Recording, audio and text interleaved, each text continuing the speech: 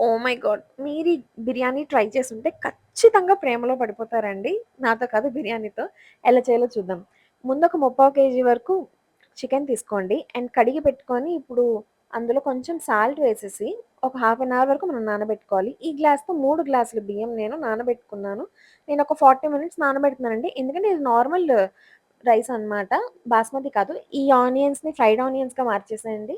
And next కొత్తిమీర, పుదీనా, green chilli కలిపి ఒక ఫైన్ పేస్ట్ చేయండి. ఇప్పుడు ఒక బాండిలి పెట్టుకొని అందులో ఫ్రైడ్ ఆనియన్స్ ఆయిల్ ఇంకా 2 స్పూన్స్ ఘీ వేసుకొని ఇప్పుడు ఇందులో నేను ఏవైతే చూపిస్తున్నానో ఆ మసాలాస్ అన్నీ వేసేయండి. ఆకు చెక్క, గసగసాలు, షాజీరా, కసూరి మేతి అన్నీ వేసేస్తారు. అవి ఫ్రై అయిపోయాక ఆనియన్స్ వేసి ఇప్పుడు 2 spoons of ginger garlic paste ఏస్తారు. కర్రీ లీవ్స్ ఎయండి. మంచి టేస్ట్ ఉంటది బిర్యానీకి. ఇప్పుడు మనం నానబెట్టుకున్న చికెన్ కూడా వేసేసేయండి. ఇప్పుడు ఇదంతా ఫ్రై అయ్యాక ఇందాకల చేసుకున్న ఫైన్ పేస్ట్ వేసేస్తారు. ఇది ఫస్ట్ వేయాలండి. ఇది వేస్తేనే